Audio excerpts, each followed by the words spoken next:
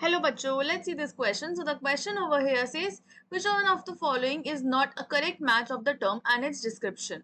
Option A, ecology, environmental biology. Option B, biosphere, the inhabited part of Earth. Option C, biome, a major life zone characterized by the dominant plant life present. Option D, ecological equivalence, organisms occupying same ecological niche in different geographical area. So question में बोला है कि हमें ऐसा जो match है वो बताना है जो कि करेक्टली मैच नहीं कर रहा है with its description. So the key concept here is ecology and environmental biology. So हमारा जो की कॉन्सेप्ट है वो है इकोलॉजी एंड एनवायरमेंटल बायोलॉजी. अगर हम बात करते हैं कि ये इकोलॉजी एंड एनवायरमेंटल बायोलॉजी क्या होता है, ये डिफरेंट एस्पेक्ट हैं और ये की एस्पेक्ट इनको बोल सकते हैं जो कि अगर टुगेदर वर्क करते हैं तो ये हमारा बेटर अंडरस्टैंडिंग प्रोवाइड करते हैं इन अंडरस्टैंडिंग और प्रोटेक्टिंग आवर नेचुरल वर्ल्ड. ये नेचर से हमारा लिंक कराते हैं एंड बेटर अंडरस्टैंडिंग देते हैं. नाउ इफ हम बात करते हैं so they involve studying the relationships between organisms and their environments. Let's say कोई organisms है वो किसी environment में रह रहे हैं, उसकी ये जो study है वो provide करने में help करते हैं. Next अगर हम बात करते हैं the dynamics of ecosystem. ecosystem क्या होता है, उसके dynamics क्या होते हैं, वो भी help करते हैं. Next अगर हम बात करते हैं about biodiversities. बायोडाइवर्सिटीज भी हमारी इसी के अंदर आती हैं and impact of human activities on nature. Human activities कैसे इम्पैक्ट कर रही हैं वो भी इसमें ही आती हैं हमारी. नाउ अगर हम बात करते हैं डिफरेंट जो हमें पेयर्स गिवन है, गिवन ऑप्शंस देख लेते हैं. ऑप्शन नंबर ए हमें गिवन है which is ecology and ecology जो है इसकी पेयरिंग करी गई है विद एनवायरमेंटल बायोलॉजी.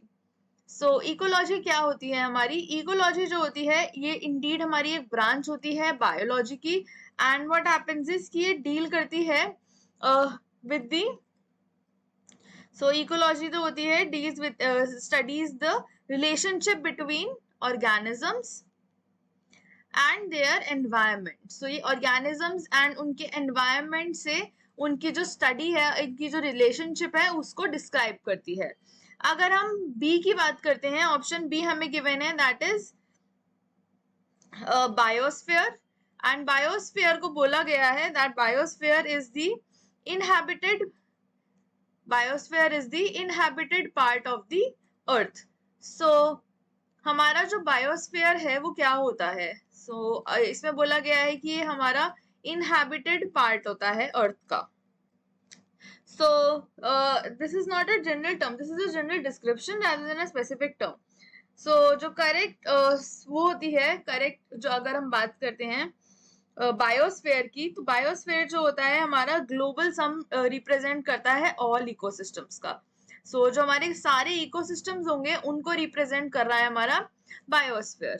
नेक्स्ट अगर हम बात करते हैं ऑप्शन सी की, ऑप्शन सी में हमें बोला गया है दैट बायोम इज बायोम की बात करी गई है और इसमें बोला गया है a major life zone characterized by the dominant plant life present. This here is correct because what happens is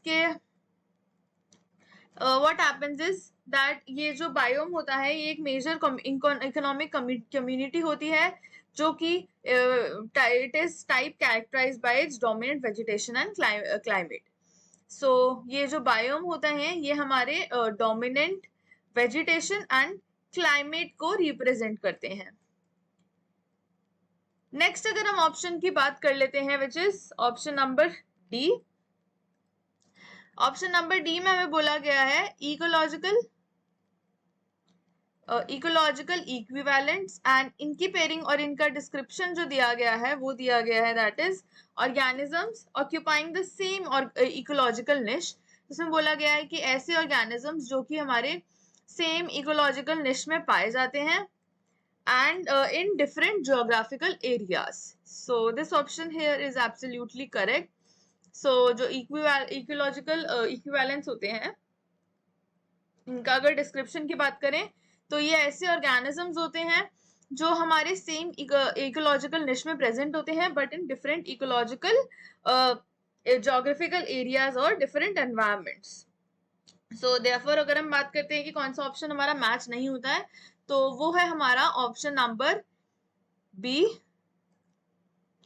so this does not match the description. So therefore, the correct answer for this given question is option number B, that is biosphere, the inhabited part of Earth. Hope you understood it well. Best of luck.